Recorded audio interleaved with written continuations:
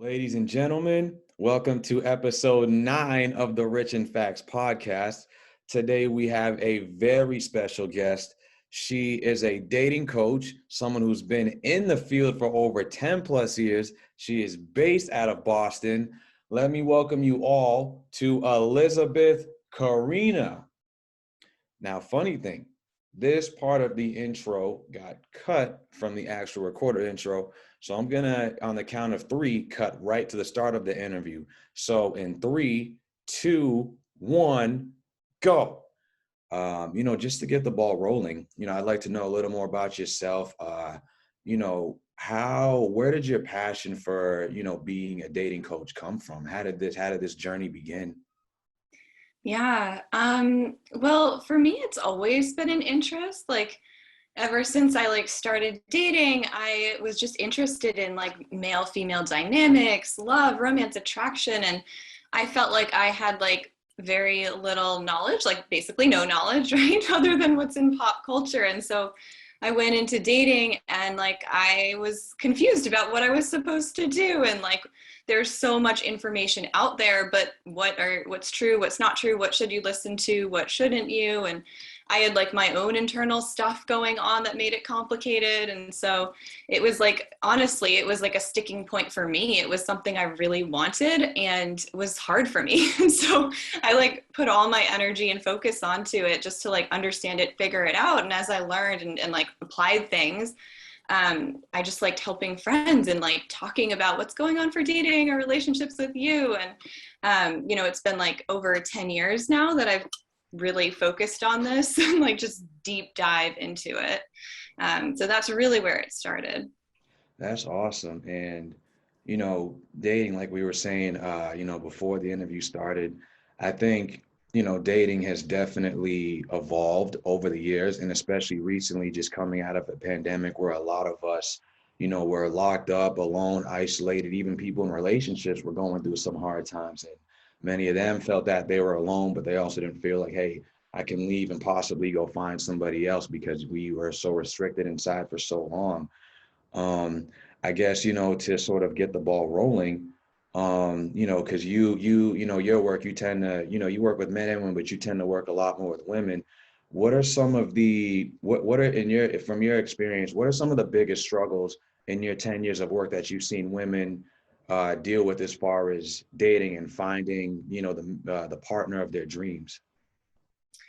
Yeah. So typically it's kind of like missing some knowledge about just men and understanding what like men want and need. And then a lot of it is just internal stuff, like blocks that we have, beliefs that we have, things that are just like getting in our way of being able to like form a genuine connection with someone who's like truly right for us. I see a lot of women who, I did this myself, are like chasing men who are not really interested and thinking like, oh, I could change his mind, or like just not really understanding just like, okay, first of all, it's like me, it's my own self-worth, it's my own self-love, it's like my own groundedness and centeredness in my own life, and like taking our focus like off of the men that we're dating or the man that we're dating and not getting so wrapped up in he needs to be the one, this needs to work out. And like there's just so much anxiety around dating and someone new. And so like a lot of it is just like that inner stuff that can come up, like the self-worth stuff. So it's like two pieces. It's like I don't really understand what's going on for a man. I don't really understand like his experience and his process. And then also like just the stuff that will come up inside of us. So those are kind of like the two biggest things I see. Yeah, and you talk a lot about that in your work, where you talk about the anxious attachment triggers and the fear avoidant attachment. And I wanted to get deeper into that because you're also big on rewiring the brain and unlearning the things that maybe we dealt with as child. And I'm someone who's a big advocate for therapy, and because a lot of therapy is unlearning those childhood habits. And I think one thing you talk about a lot is how, for example, if maybe a woman growing up, if she didn't grow up in a household where, love was something that I guess was genuine, then that can really show up in dating as far as, attracting someone who's good for you. I guess, a classic trope is the girl that grows up dating the bad boys all the time, and, the ones that are emotionally unavailable and don't respect her. And then one day later in life, she does meet a man, a nice guy she finds attractive and what have you, but slowly she starts to fall back from the relationship because she's not used to that sort of affection being genuine. It scares her, and then eventually the relationship goes sour. So, what's your, I guess, how do you do you see that as something that sort of plays out a lot in relationships as well? Yeah, yeah. One of the big things that I will look at with a client when they come to work with me is like, okay, like, do you lean in any direction in terms of your attachment styles? So our attachment styles are, I call it, it's kind of like a subconscious love blueprint. It's what's like wired in our nervous system. It's what's wired in our belief system. And so that will control a lot of what we're attracted to or not attracted to, what we're afraid of. And so somebody who's secure in their attachment style won't struggle as much with dating because it comes pretty easily and naturally. They just don't have all that stuff going on inside that's blocking them, beliefs about themselves or about love, fears, right? And so typically if like we're struggling in finding someone and having that stable, secure relationship, it's because something's not working in your attachment style. And so like, for me, I lean more towards like anxious attachment in the beginning when I started dating. And then I went through a couple of experiences in relationships that made me like afraid to be hurt or controlled. Like I like took a lot of fears forward after those experiences. And so it made me what like was more fearful avoidant, which means like I really wanted love. Like I really wanted to find my person. And I had a lot of anxiety around like, I'm going to be abandoned. He's going to disappear. He's not going to be interested in me. And at the same time, if somebody started to get closer to me, I would start not trusting them. I'd be like, I don't know if I can trust this person. Like, I think, he's actually going to turn out to be not what I thought. And so like the inner like push pull of like, I really want love. If there's this like distance between us, like I'm in the anxious attachment, like trying to like close the gap or just worrying about the gap. But then if the gap started to be collapsed, I'm like, oh wait, no, do I really trust you? So then I'm like pulling back. And of course, like that causes so much sabotage in relationships and confusion, like inside, because you're like, okay, so is that my fear speaking? Is this like just a me thing, or is it like a real red flag? And so that's really what makes dating so confusing for so many women and men. Like when we just don't really understand all the things that are going on inside of us and what's mine and what's not. So. Yeah, and I can definitely relate to that. I want to, bring it back to you in a second, but I think that's one of the things about our society is we're not taught how to love ourselves properly, and we're not taught how to love each other in intimate relationships properly. And I think that can be, it's almost like you're going into a classroom without a syllabus, or I guess you're about to drive a car with no manual on how to operate, and that can be very confusing. And, especially if we, maybe weren't, put in a household where, the love was genuine, it can be very tough to accept that love from somebody when either we don't know how to love ourselves or we never learn what it's like to really give love properly. Now, I'm curious for you, because it sounds like you experienced that growing up. And I can say for myself, there are many relations that I sabotaged because I didn't know how to receive that sort of love nor give that love. I guess, how did you, how did you get to that point where you are now?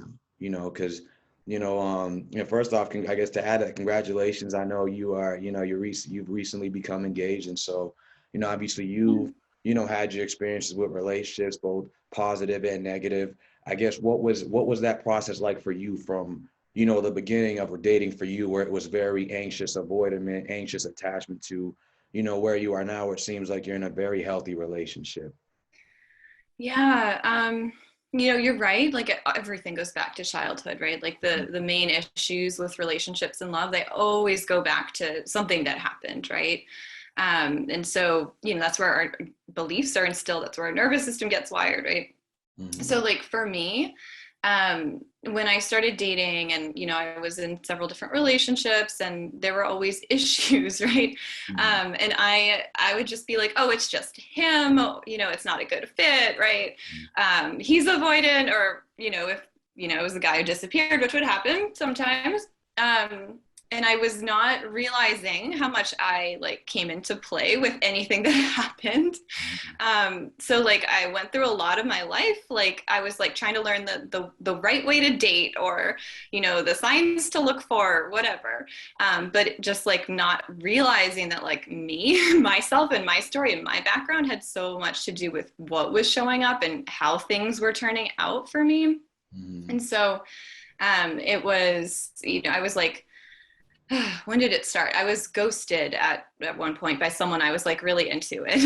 It Mm-hmm. was really hard because I had this abandonment wound that I didn't know I had, that would get activated around something like that. And so I'd been through like one other like really hard heartbreak. I was like heartbroken for months, like for so long, much too long that really would have made sense in the length of time I had been dating that person. And to me, because I didn't know any of this stuff, I didn't realize like, oh, that's a sign that I probably have some wounds, like I have some trauma that I need to deal with. Just thought, oh, this is just how I am, this is just what happens to me.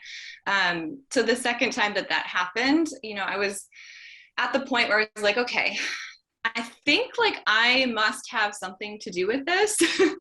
Like there seems to be this pattern of like falling for these guys who are not really wanting to commit. Like I want that guy, he's the only one I want. Like what's going on here? And so I started to, I think I like bought a program, and I think again it was one of those types of programs that is like, I don't know, like how to catch a guy, I don't know, something like that. But what it actually was like inner work. So it was like, okay, so like what are the beliefs that you have about men or about what's going to happen, and like what has happened or what has happened in the past, and like how did you respond? Like say he like takes a while to text back, and like what's the thought that you're having? And so I realized that like I was kind of jumping to these conclusions that I am going to be abandoned, all guys are going to leave me. And so I was like, okay, that's interesting. And at this point, there weren't really coaches doing dating coaching as far as I know. There were a couple online programs, ebooks, that's it, right? And none of it was very good. So I just kind of sat with that because I was like, okay, well, that's interesting. Like my mind jumps to these certain conclusions. And it was the first time that I realized like, oh, I could actually like jump to a different conclusion. Like I have control over the interpretations I'm giving things. And so I sat with it. I think I did like a meditation, just like something really deep. And I always go in to get answers. And so I'm sitting and I'm just asking, okay, like, why is it this is what I'm always jumping to? Why is it men will disappear seems to be my pattern? And it came to me that it's like, oh, well, your dad died when you were 5. And I'm telling you, my whole life, I had never thought it affected me. I was like, yeah, I remember crying the day that we found out, and that was pretty much it. Like my mom remarried, stepdad, like my life's been great. Like clearly like that was just a thing that happened in the past, no impact. So this is like the first time I actually like started sobbing when I realized that like, oh my God, like there is this like thing that I've been believing this whole time, and that's what it came from. And so that was like the beginning of me realizing like, oh, like there's stuff in me that needs to be cleared out. Like and at the time I probably wouldn't have used the word abandonment wound, because again, like Instagram was not a thing. You couldn't just go like Google things. So it was just like, yeah, that's why I have this fear. So I started to reprogram it on my own. I pulled like from a bunch of different places, different processes, made up my own stuff to just like start to rewire my own internal, what I call like the love blueprint. And it wasn't easy, to be honest. Like I had decided I was done like falling for chasing these guys who I knew, because I could always feel it, like he's not really available, but that was the guy I would be going for. Yeah. And so I was like, okay, I'm not going to do that anymore. Like if I feel that, and I know he's like not really available, that's not the guy I'm going to choose. But I had to completely rewire my brain to like be attracted to a man who was open and ready to like be with me in a relationship with me, who didn't have any just like unhealed stuff, like a lot of unhealed stuff of his own, which would have been the other situation I would have gotten into. with the two of us being super toxic, because both of us like had a Yeah. lot of stuff to heal, right? So being like, okay, I'm gonna like find this like stable guy who's like available and open for love, and that was not easy. When I met my fiance, we actually went on 3 dates, and then I ghosted him because I was like, oh no, I'm just not feeling it. Like I was Mhm. like, he's a super nice guy, but Yeah. no. So I'm like looking for like that feeling of anxiety, which is a Mhm. guy's gonna leave. Like I know he's not ready. So the universe kept pushing us together. I like ran into him on the train late one night after I had ghosted him, and I was like, oh, this is so embarrassing. He Mhm. came over and he was like, hi, how are you? And I was I was like, oh Ooh. my God. And then he showed up at my dance class. I think it was 2 months after that. And it was actually at this point that I started doing that really deep inner work, Mhm. only for about like 2 months, but just like really rewiring a lot of stuff.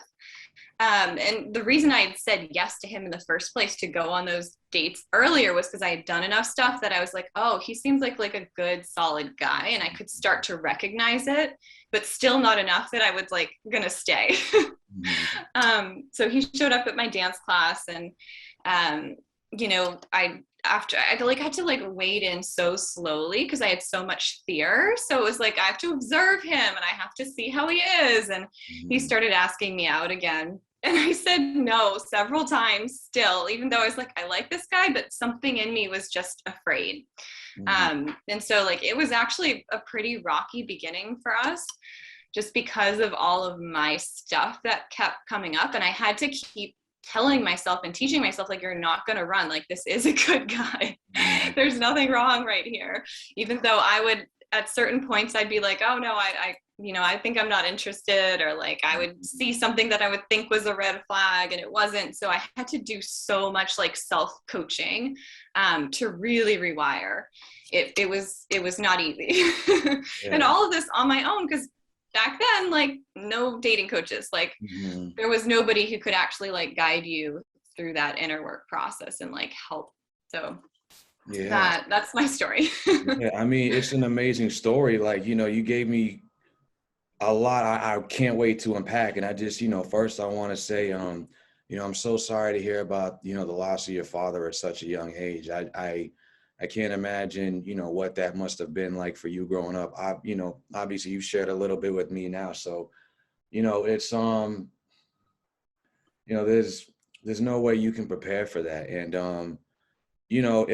I really just want to congratulate you and give you so much credit for just being a real Wonder Woman, because you've been through so much dating wise, family wise. And I think it takes a lot for someone to be self-aware enough to be like, hey, you know what? Even though this person may not have had my best interest at heart, I am still 50% of that relationship.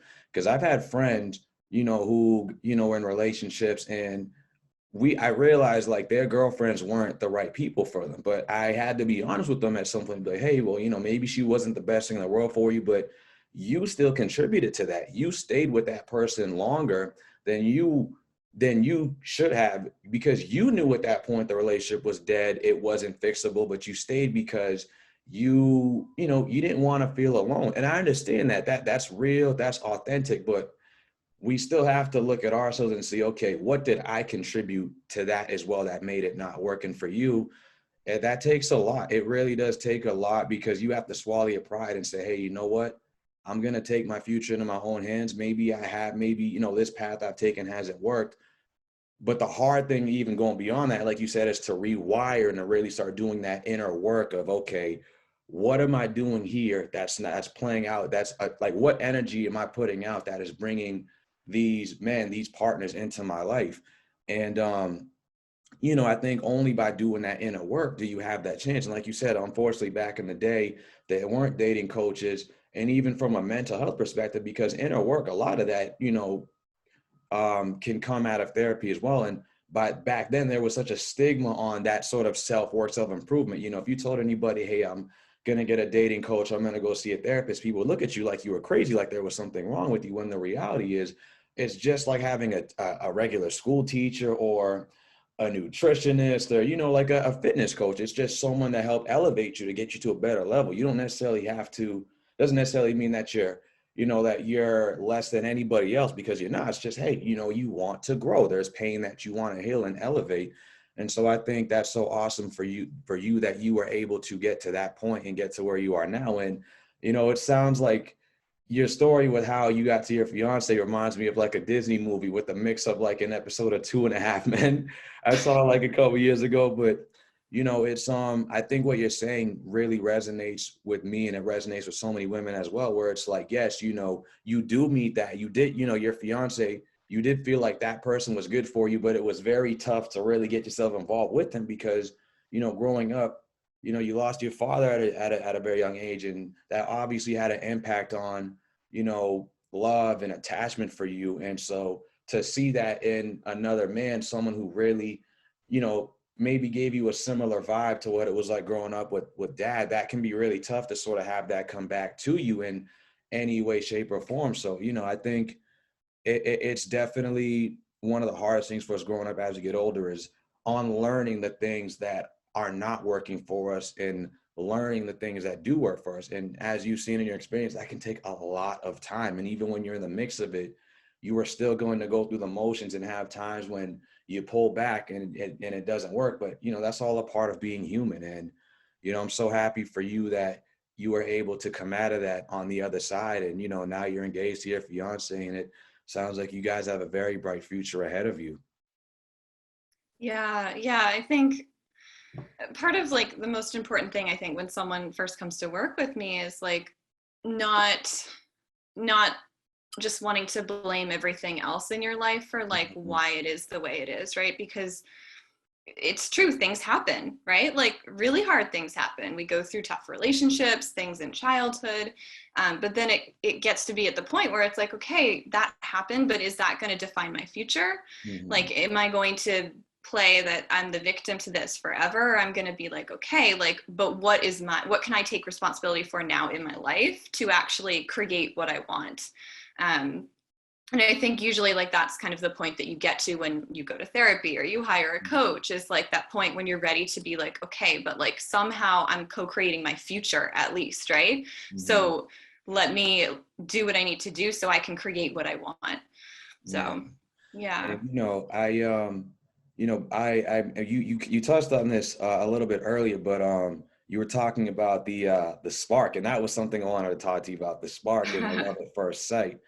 Well, actually, I would say, yeah, let me start with that, and then I'll get on the second part later. But what is your perspective on the spark? I can get an idea based off what you were saying before, but I guess, we live in that Hollywood Disney culture where obviously, it's in all the movies, right? Is that spark real? And from your perspective, or do you feel like that has to do with more of, I guess, maybe trauma from our childhood, sort of projecting what it's supposed to look like, I guess? What's your perspective on the spark and the love at first sight sort of narrative? Yeah. The way I look at this is like, okay, so in the past, how has that worked out for you? Yeah. So like, if you've been following that spark and like it's been a train wreck of, experiences with men or relationship, it's like, okay, not sure that that's probably your most accurate judge of whether someone's going to be good for you. Because this does go back to like our subconscious wiring around like what love is, and what we're going to be attracted towards is usually what we know, like what feels familiar. And so like if you're feeling that immediate spark, it very likely could be like a representation of something you experienced in childhood, and like your subconscious is recognizing that in that person. So I think it's not important to necessarily be there right away. It's like, do I like this person? Am I drawn towards this person? And like, how do I feel around them? But then there's so much more that's important than just, did I immediately feel something? I was just watching the first season of Married at First Sight, where they're like pairing up people, right, with psychologists, and based on a bunch of different scales, like who would be a good match for this person. And one of the women that they matched up with a man who was like literally everything she said that she wanted. She walks down the aisle for the first time because you meet your your future husband and wife literally when you're walking down the aisle, and she was like, oh my God, I'm not attracted to him. And she like, you know, she said, I do, but then she like burst into tears in the hallway, was like, don't touch me. She didn't want to be near him. She was like, this is the worst decision I made in my life. Well, she is the one who ended up falling in love. They are still together. And this was, I think 7 or 8 years ago that this was filmed. Mhm. So it just goes to say that like the spark is not necessarily the most important thing and sometimes can be very misleading. Yeah. And I think that spark, especially when it comes to dating apps, can be very tricky because like you were saying earlier, there's so much research and study and this, that, and the third of what's contributing to it. But, as you work with your clients, there are a lot of single women out there, and there are a lot of very attractive single women out there.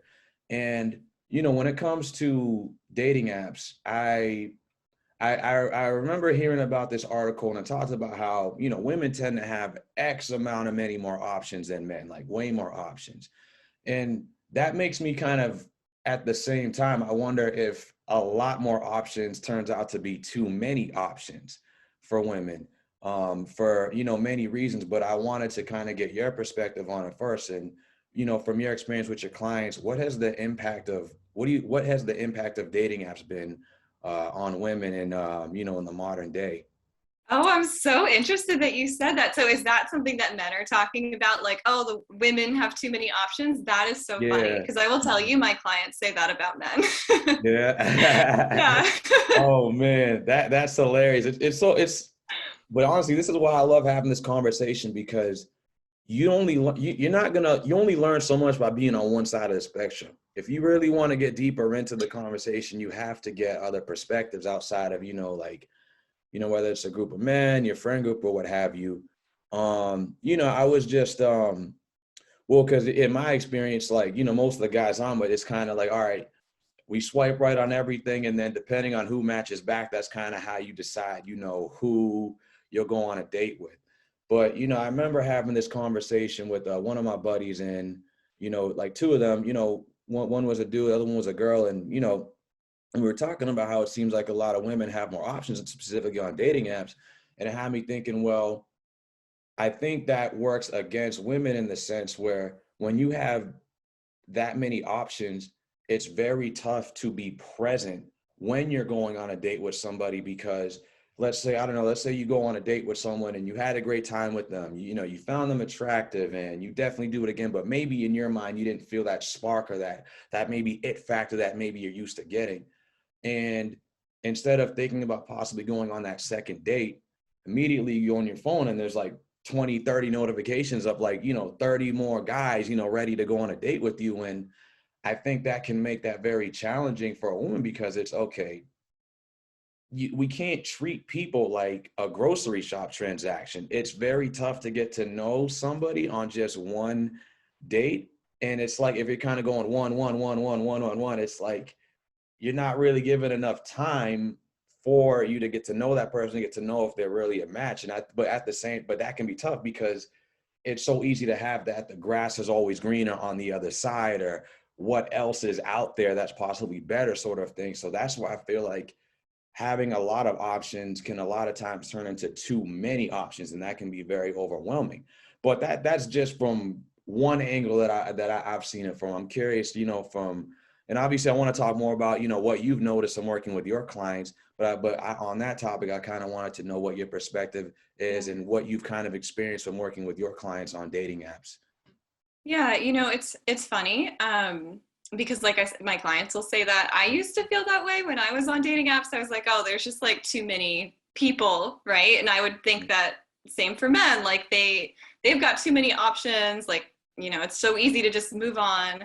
But I think what I found working with clients, and even if I just think about my own experience, is that like, yes, like our stuff that is unhealed and undealt with, like no doubt gets in the way of us being able to like form connections with people and like let the right people in. But I also think that we are all on there looking for love. And I think like a woman hearing your perspective is so helpful for her to hear too, right? Because she's thinking, oh, men are just on there, so many options, he's going to move on to the next, how many women is he talking to? And like just recognizing that actually both men and women really do want to find love. That is actually like most of them are on the dating apps for that purpose. They are trying to find the right person. And so like I just look at it that way, that I'm like, I'm going to recognize the actual reason that we're here, right? Everybody is trying to find that right person. And so like when I'm working with the client, I'm just focusing on helping her like really create a profile that is really going to speak to somebody who would want her, the life that she lives, like the qualities that she has, like what she wants for her future, and to be able to just stand out on an app so someone can, it doesn't feel like just another person, everybody's the same, they're all saying the same things. Because I know most people have like, oh, I love like my dog and travel and you know, like just very surface level things. It's like, okay, well, knowing that everybody is trying to find a real connection, they're trying to find a person they really do connect with, like how much quicker can we create a real connection, right? So like how much can you actually reveal about yourself that matters? So you actually create a much more genuine connection like from the start. And that's literally what I've seen with my clients, is like when we focus on genuine connections and authenticity, that it doesn't really feel that way anymore. But I think, yeah, you can have that mentality, but I don't think it's really helpful. You know, when you come at it from the perspective of like, we're all just trying to find love, right? So somebody's going to be right for me, and then like I'm going to be right for them. And so like how can I just get deeper earlier, and not like sharing the wounds and stuff, right? But it's just like really being authentic, because those connections, somebody's not just going to swipe by and forget about you. And this is the same for men too, right? So Yeah, and you know, it makes me wonder. Well, you know, to kind of piggyback off what you're saying, I think that it's about being present, right? You know, if you're going on a date with someone, it doesn't help, you know, even if they might have other, you know, I don't know, other people they're talking to, it doesn't help when you're not able to be present on that date either, because then you're worrying about things that you necessarily can't control, right? You know, if that person's coming out and they're in front of you, the best thing that you can do is, you know, be authentic and, you know, give your time and your energy to that person in front of you, because at the end of the day, they did come out to see you. So, you know, it is worth, you know, just kind of not worrying too much about who's talking to who or who's talking what, and just, you know, just, I guess, being present, just really giving, you know, trying to give and be authentic, right? And try to really form a connection. Now, I guess when it comes to, you know, the debate on, I guess well, let me try to introduce the question like this. Because one of the, you know, I'm curious if you've experienced this with your clients, but I'm wondering, sometimes I wonder if, as far as what, you know, partners value, how good are we, I guess, evaluating wants versus needs? Because I think maybe, you know, maybe this guy expects this and this out of a woman, but, and vice versa, but that might not necessarily be something that you necessarily need to create a healthy relationship. And I think sometimes that can sort of get in the way. Like, for example, I don't know, like, let's say a guy will say that, you know, he doesn't want to date a woman unless she can cook, she can clean, you know, will stay at home with the kids and not work. And maybe on the vice versa side, you know, a woman won't date you know, a man per se unless he's making 100K, you know, is 6'5", you know, I don't know, has like a six pack, what have you. How do you like, and this is sort of a tough thing to sort of bring up, because I think there's a very fine line between that. And I don't want to come off like I'm saying like someone shouldn't have their expectations, because it's fine to have expectations. It's fine to have qualities that you value. But sometimes I wonder if certain, how do I say it? Certain prerequisites that we might have might actually be getting in our way from finding someone who could really, you know, be that second half for us, and just, you know, I guess, elevate just the real connection. Like, do you find any sometimes in your work that maybe certain clients might be looking for something that they want and not necessarily need, and that might be getting in their own way, I guess, in that, if that's for lack of a better term? Yeah, I mean, absolutely. There can be kind of shallow surface level things that really don't impact the quality of the relationship that you're going to have with someone. And a part of the work that I'm helping clients do is actually get like the clarity on the real non-negotiables or the real deal breakers versus like the things that really won't matter over a long term, or in terms of like your satisfaction or happiness in that relationship, the quality of your emotional connection. And so yeah, I mean, some of this comes from just like not having really sat down and been very, very honest with yourself about like, what do I actually need from a relationship or from a partner? And some of it also has to do with like not having done enough inner work, right? So that you're kind of in a codependent energy thinking your partner has to do these things because I need to feel good and I won't feel good if this isn't done. And it's more like your responsibility. Or it could be, yes, like something around self-worth, using a partner as an extension of your self-worth, right? He has to look a certain way or earn a certain amount of money, um, versus like, okay, but what human being do I really need so I can feel my best and be my best in a relationship? So like really drilling it down to like those core essential things and like removing a lot of the stuff that won't matter at the end of the day. Mm-hmm. And I guess this is something that's very obvious to you, of course. Well, I shouldn't say obvious, but I know this is a pretty generic question, but I do think it needs to be asked. How important is that inner work, for us going into those relationships? How important is it to really, I guess, do that? So, really invest in ourselves emotionally, mentally, you know, going into a relationship? How important is that inner work for relationships? Both, I guess, maybe while you're single, but also even while you're in that relationship. I guess what I'm saying, how important is it before and how important is it to continue that work even while you're in a relationship? I think it's everything. Mhm. I just think it's going to determine the quality of your relationship, the quality of your connection. Like if the relationship survives or not depends on if you continue to do that in relationship. There have been points in my relationship where I've been like, I got to do a lot more inner work around this. Like, oh, that's another like blind spot I didn't realize I had. Like it's ongoing, it's forever. And to me, I think that gets to be like a joyful thing because it's like Mhm. my life is getting better and better and better the more I do it, versus like this burden that like it's something I have to do. It sucks. It's like, Mhm. no, like it's actually joyful. It's like expanding. It expands my life. It expands everything when I do that. So for me, it's a non-negotiable, Mhm. but I love to do it, right? Because I can see the ripple effect in my life. Yeah.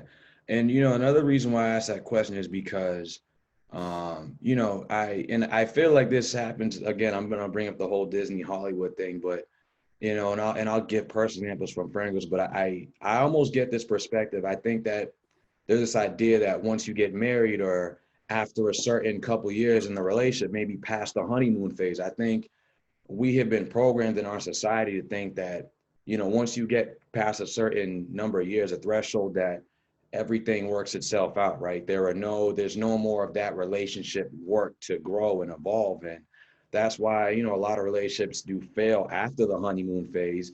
And it makes me think that's why a lot of marriages fail, early on, because I think I don't know if there's enough emphasis on, hey, this is constantly a game of teamwork and self-improvement for both of us.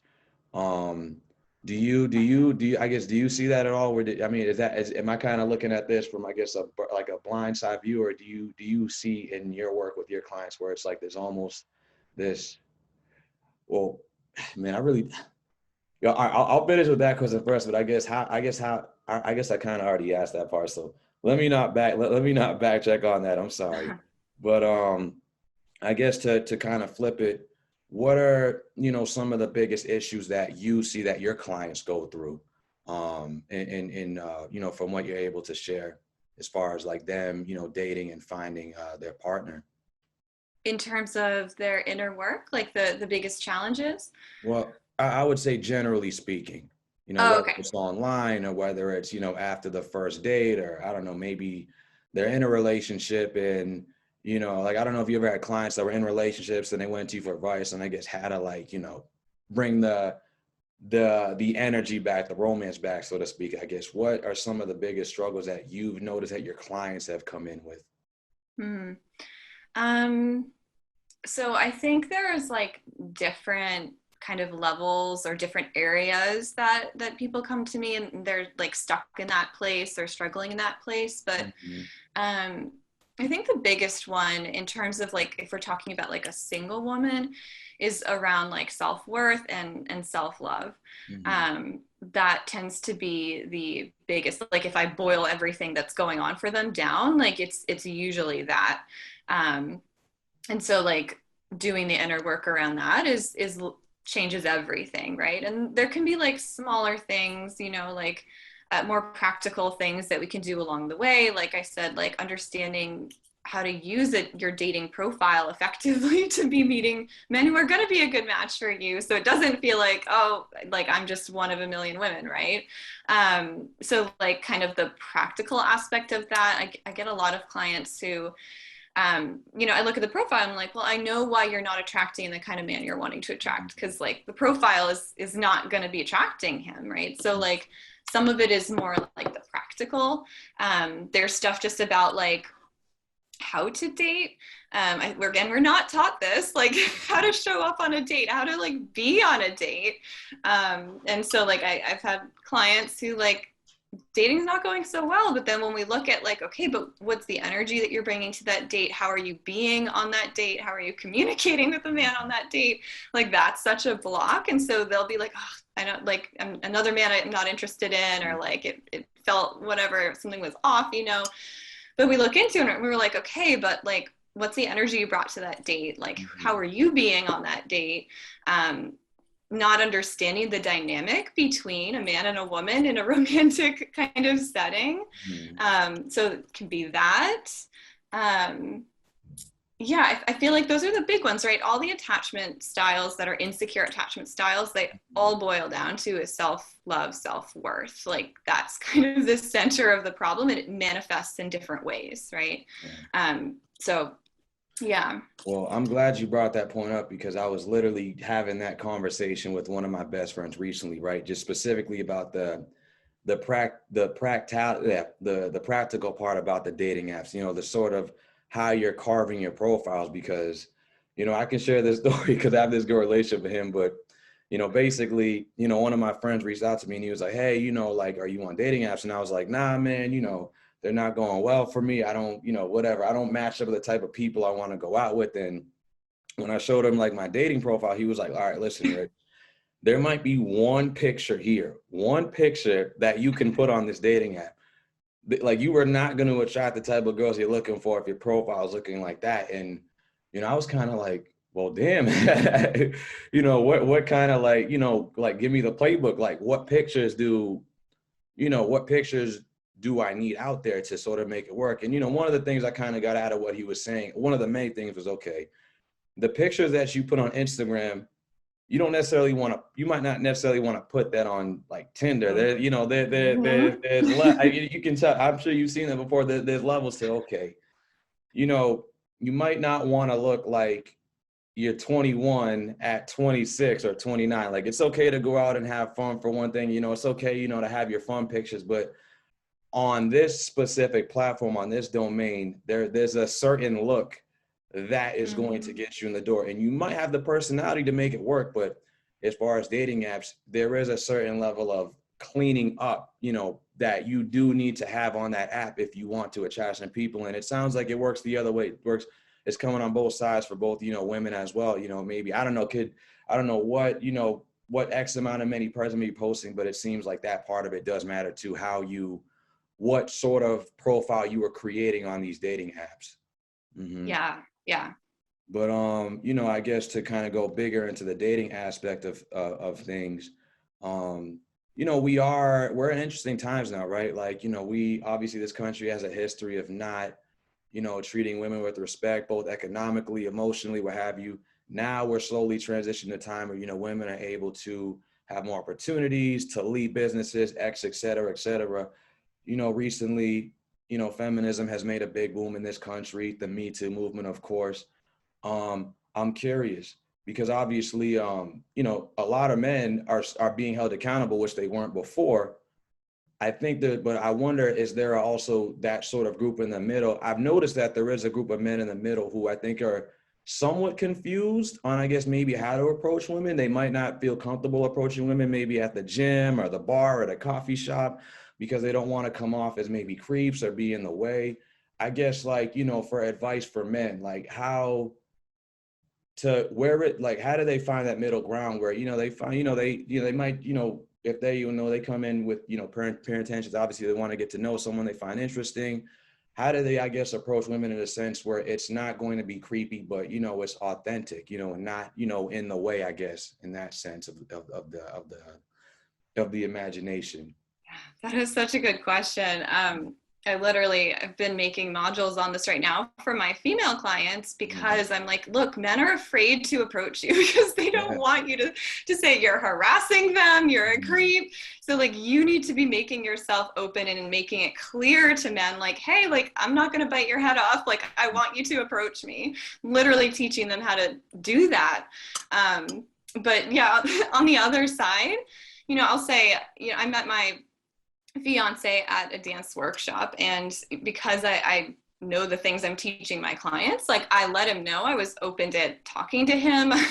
So like I think it's kind of like reading the cues on both sides, right? So as like a woman, like if we look at a man, we smile at him like maybe a couple times, he's gonna know, okay, like I can approach her, right? So like that's something a woman can be doing on her end. And then I think as a man, like you can offer to help her, right? You can just say hi, if she's giving you that real strong vibe of like, don't approach me, then don't, right? So it's kind of like reading the energy. And I think that, as a woman, that was something I had to learn to work on, is to be approachable. Yeah. So, Well, yeah. because even like for me as a guy, like it's one of the things that I really have tried to not do as much post pandemic is just not being on my phone in places where I could or am trying to meet people, right? Because that might come off as, because I mean in this day and age, right? I think a lot of times we're on our phones even when we're not really looking for anything, just because we don't want to look like it almost, I think there's this thing where we kind of feel weird if we're not constantly like doing something or looking busy, like whether that could be going to a restaurant by yourself or I don't know, standing next to a flagpole waiting for a friend. I think it's holding our phones and scrolling has sort of become this sort of social defense mechanism to not look lost, to look occupied. But for me, and it sounds like it's true for certain women too. It's like little things like that, your body language, because if you want to meet someone, it's not going to help you if you're like, I don't know, maybe, I don't know, let's say a bar, right? And you're on your phone the whole time, because that comes off as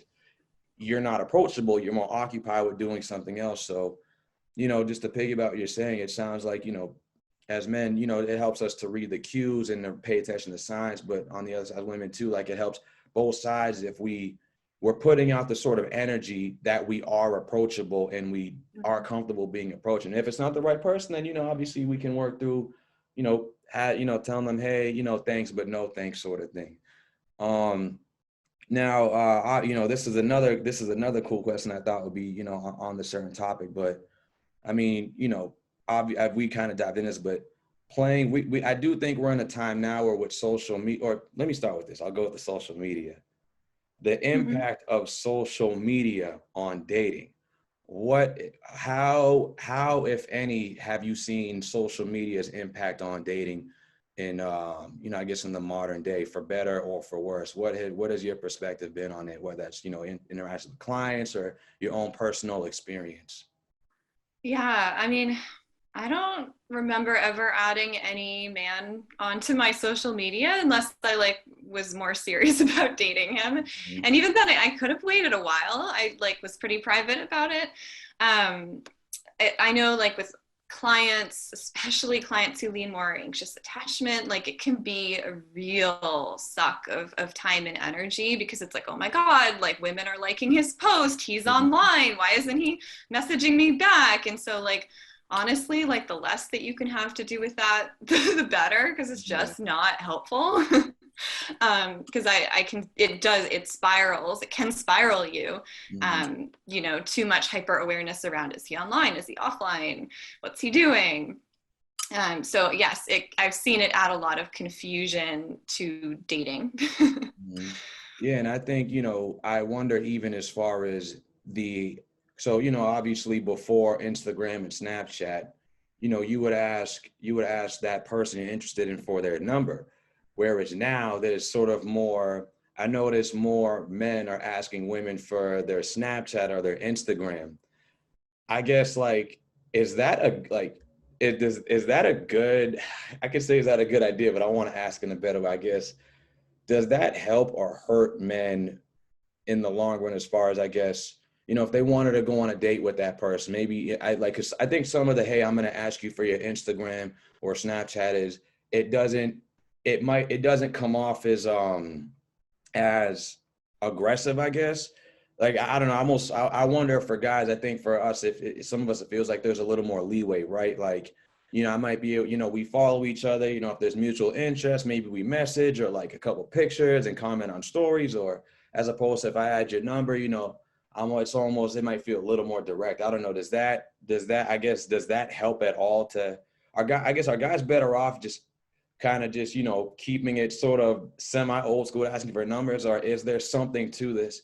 Well, let me get your Instagram or Snapchat instead. um, okay, so I feel like when I was dating, Mm. that was not ever really asked of me. I think it was usually numbers. Yeah. Um, I was like, maybe I can remember a couple of people where it's like, here's my Facebook. I personally, I'll just tell you as a woman, what I would have preferred though is if a man was actually interested in me, he would get my number. Hmm. And then he would text me or call me and like set up a date. Like, I think more direct is better. It's just like there's less gray area, less confusion. It's actually pretty attractive, especially if you're talking about a woman, a feminine woman. Like, we want to be pursued. Hmm. Like the kind of like sideways, oh, now I'm like following you on Instagram and maybe I'm watching your stories. Like, no, like be direct, ask me Yeah. out, like express your interest. That is what I would have preferred. Cool. I can say, I think most of my clients, like, it's so much clearer that way and it feels better. Hmm. That's definitely helpful to know. And now I'm gonna get into the other thing that you've talked about recently on your Instagram as we get into the climax of this interview per se. You talked about feminine feminine versus masculine energy in dating. And I thought that was very like that really stuck out to me because I think especially, in modern day, right? This sort of who is the who is the patriarch and who is sort of the matriarch in the relationship. I think when how do I say this? Like I think there is some confusion when it comes to men and women on, I guess, for in this term, like this, for lack of a better term, I guess, who should lead in the relationship, right? Who should be the alpha and the omega? And you had a post about, how both men and women can have both that masculine and feminine energy. And I kind of wanted to get, a little deeper into your perspective on that because I think that, there are some guys who might feel a little turned off by a woman that maybe they feel like is a little, for lack of a better term, too dominant. But at the same time, you know, I don't think that there's nothing wrong with a woman, showing some leadership in a relationship and being able to take care of herself and advocate for herself. I think, again, with the changes in how women have more opportunities now, slowly but surely, it is for guys, I guess, who grew up in a household or an environment where the men always did the leading and the decision making and all that. For some of them, it can be intimidating to know, okay, do I always have to be on top, or is it okay to sort of pull back? And obviously, for a woman, I think it's one of those things where you don't. Do I always have to, I guess, be the Robin, or is it okay for me to either lead all the time or have a little more balance to that? What is sort of your, I kind of want to get more of your thoughts on the feminine versus masculine energy in dating for Hmm. women in this case. Yeah, well, actually, I'm curious to hear from you. Like, as a man, what is your preference? Like, would you want to just be like, I'm leading, she's good with that? Like, curious, like from your perspective, like what would you want as a man? Yeah, for me, I feel like I've always grown up with this sort of like this underdog sort of edge. Like I have an older sister who's 7 years older than me, and I always felt like I had to sort of fight for her respect. But I also grew up, I also have a very competitive background. So I like a woman who can take charge. Like I like a little bit of attitude. It doesn't intimidate me when a woman can hold herself in a room. Like I like that. I think for me, like I like the type of girl that I could have this sort of like, sort of back and forth. If anything, maybe her being a little bit, just a little bit maybe above me as far as like maybe some decisiveness and decision making, because then that gives me something to look up to and see as far as, okay, I can grow and continue to reach that higher level. I've always kind of like liked the sort of the climb and seeing an example and then being able to reach that example and go above that. I like, for me it I guess what I could say, I don't, for lack of a better term, this is gonna be kind of an athlete's quote, but I don't like it when the game is too easy. Like I don't necessarily I like a little more even 50-50, if not just slightly higher, because if it's even, or if that person, maybe is slightly bringing a little bit more energy, then it gives me something to sort of, okay, strive towards, like to grow towards. Like it doesn't always start and end with me. Obviously, like like myself, I consider myself a very decisive and sort of go-getter type of person, but that doesn't intend, but I want my partner to have that same sort of energy and at times be able to go even further than me, because it's like there was that like this weird study, I guess, with the person and the arms, and if they stretch all the way, then I don't know, there's all the studies about the kid who thinks he can pass does typically better than the kid who doesn't think they're going to pass. But for me, I would like a relationship where it's more evenly matched. If more back and forth. I guess there's times when I would like to be the decisive, and there's times when I like them to be the decisive. I like that constant, us growing together, sort of back and forth, even. But that, but that's my perspective or point of view. Yeah, yeah. And I think that's like kind of, if we think about it in terms of like a match in a relationship, right? Like you're looking for like an equal, Mhm, right? Like, exactly. or a woman who like inspires you to Right. want to be a better man, right? Mhm. And I don't actually think that's like kind of separate from masculine feminine energy. That's more just in terms of like personal development and like goals in life and like Mhm. who we are and who we're becoming, versus like, and I'm trying to remember what your original question was. Oh, But like my when I bad. think of Mhm. like masculine feminine energy, it just like, and I think it changes a little bit too once you're like in a relationship, but like in terms of dating, I think of the feminine energy more as like the receptive one. So it's Mhm. like the masculine energy is like, do you want to go out on a date? Like, when can I take you out? And the feminine energy is like, yes, I'll go on a date with you. Like, this is when I'm free. And the masculine energy is like, okay, great. Like, I made the plans. And she's like, okay, I like that. I'll come along. So it's kind of like the masculine energy is like moving, making things happen, like moving the relationship forward, asking her out again. Whereas the feminine energy is kind of like, I'm over here, I'm like living my best life. And, if you're showing up for me and I'm happy with it and I like you, then I will keep saying yes. But it's not like I'm going to try to make it happen. I'm going to pursue this man to like ask him out and like make a relationship happen. It's kind of like, I'm in my lane, I'm here living my best life, and men are coming to me and they're like asking me out and I'm saying yes or no. And I kind of like show up and I go along for the ride if it's a ride I want to be on. Mhm. It's kind of like more of an effortless energy. It's not like this goal focused energy of like, he's the one, I'm going to marry him, I'm going to make it happen. But it's more like, I'm open to the possibilities. I'm open to this man in front of me. I'm open to a possible future, versus like the already like decided trying to like focused make it happen kind of energy. Yeah.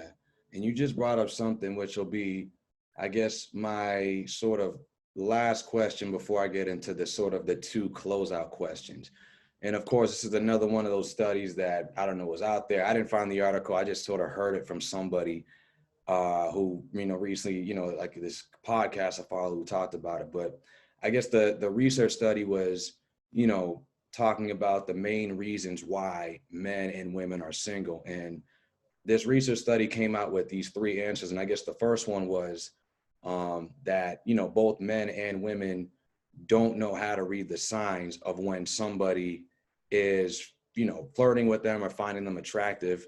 The second part was the second reason was they don't, both men and women aren't very good at flirting and conveying their feelings. And then I think the final answer was, you know, X person isn't trying hard enough to make it happen. Do you like, I guess, what is your, so if on that particular, I guess, article or whatever, have you found in your experience with, clients or just in your experience that those three things, whether that be, you know, men and women either not knowing how to flirt or not knowing how to read the signs when someone's flirting with them, or just not trying hard enough to find that person. Do you have you experienced any correlation with any of those points? Or is that just kind of like, does that seem more like hot air to you? Sorry, what was the outcome of the study? Or these three things contributed to? To why so many women and men are single, in the modern day. It may have had more so to honest. I don't remember if it was more leaning towards women, but I'm pretty sure it was both. But it did kind of stand out to me in this one sense because I remember seeing this person I follow on social media, and she was talking about how she's into, I guess, X type of guys, but she was saying how those type of guys tend to like women who are very, I guess, decisive and approachable, and she's not that type of girl, so why would she ever go out of her way to sort of go after those guys? And I was like, well, that kind of made me think about number three, and I was like, how much of that is okay, be yourself and you'll attract the right energy, versus, well, you can still be yourself, but kind of like whether it's a job interview, or I don't know, whether it's going after anything like your meal, there does need to be some level of effort. You can't just wait for Prince Charming to pop up in your room. There does need to be some action and some level of stepping out of your comfort zone. But that was kind of what was going through my head with number three, because I see that for guys and women as well. But not to get too specific with that, I was just curious. Just kind of reiterate, how does not putting in the effort, not knowing how to make our intentions clear, and not knowing when someone is wanting to get to know us better, how much of those factors do you think contribute to the single rate right now? Ooh, So I know it's like a very loaded, and I kind of made that a yeah, I mean, lot more wordy I than I meant, can't so I speak apologize to for that. It sounded research a at lot all. better in my head. But what I will say is that um, I think it's interesting that this is what the article found, because I think it kind of makes sense. Like, I like to look at, okay, but like underneath all of that, what's going on? If someone is like, I don't know how to flirt, or I can't read if someone's flirting, or like I'm not making enough effort. I kind of like to drill down under it and be like, okay, so like what's going on under that? And I can think about myself too, like on this journey to like understanding dating. And like, I guess I kind of always knew how to flirt. I don't know where I just got it. I just did. But like, I have observed other women who really don't feel comfortable with it. Or I think a lot of it has to do with, again, like self-worth. And I actually would say it probably for men too, like a confidence thing, right? That like, if you have the belief that like, well, men aren't interested in me, or if you're afraid of men, then like you're not going to be flirting, right? Because there's like the fear of rejection. It's like, well, he wouldn't like me anyways. Why would I try? That guy is like way better than me, or that woman is like way better than me. And so like we kind of like self-sabotage and like create like a self-fulfilling prophecy essentially, where like we won't try, we won't put ourselves out there.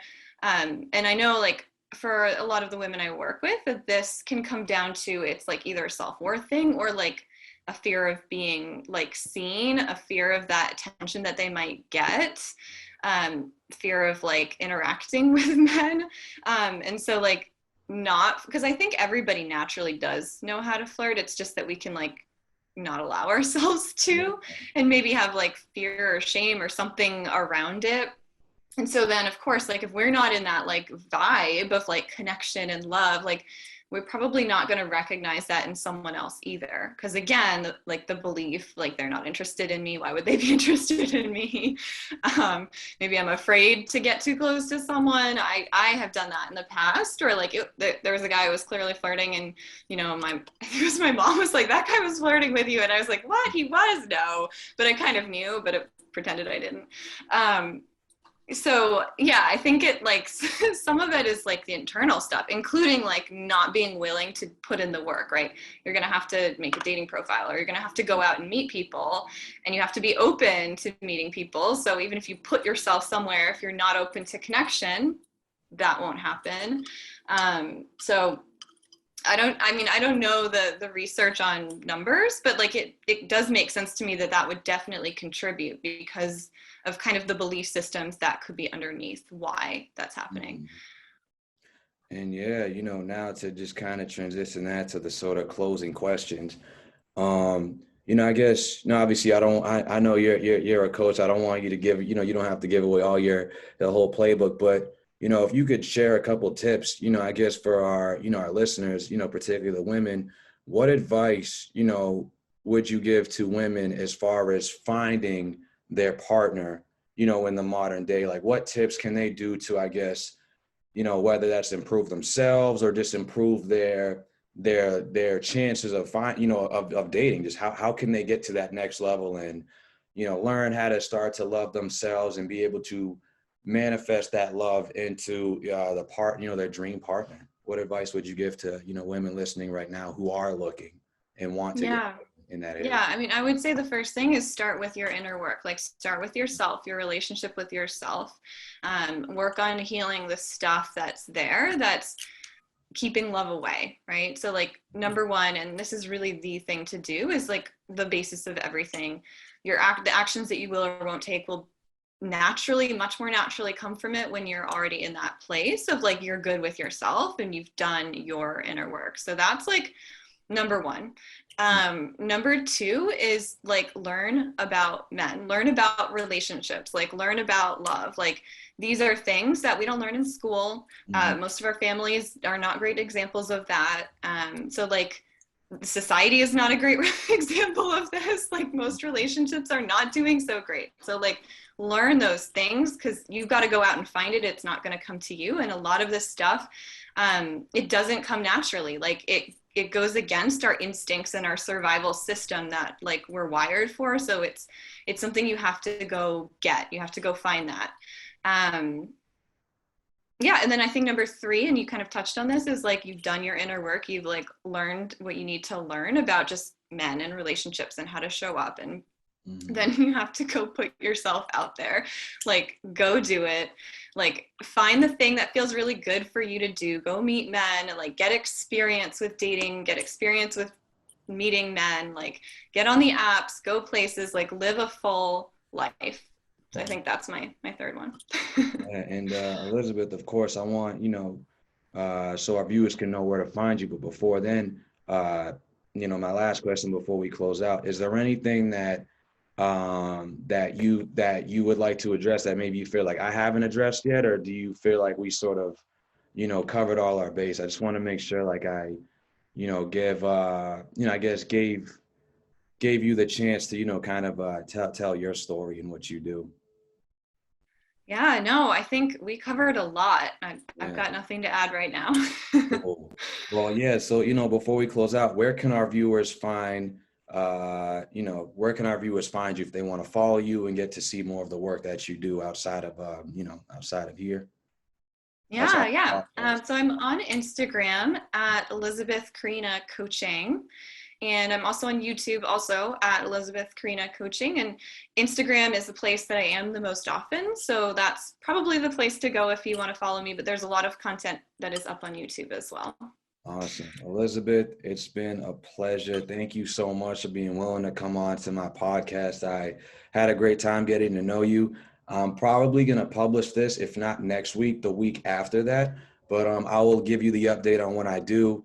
And yeah, I'm looking forward to sharing this with our viewers and getting your story and all the amazing work you're doing out there. I can't wait to see what you do next. And I'll be following your journey from here. So I hope you have a great weekend, and hopefully, the weather out here is nice this weekend too. It is. Yeah. Well, thank you so much for having me. That was an awesome conversation. You ask great questions. Yeah, I try my best. Well, until that notification comes, or I'll let you know I'm sending it. You have a great weekend, okay? And Me keep doing great too. work. I'm looking forward to it. All right, Bye. take care.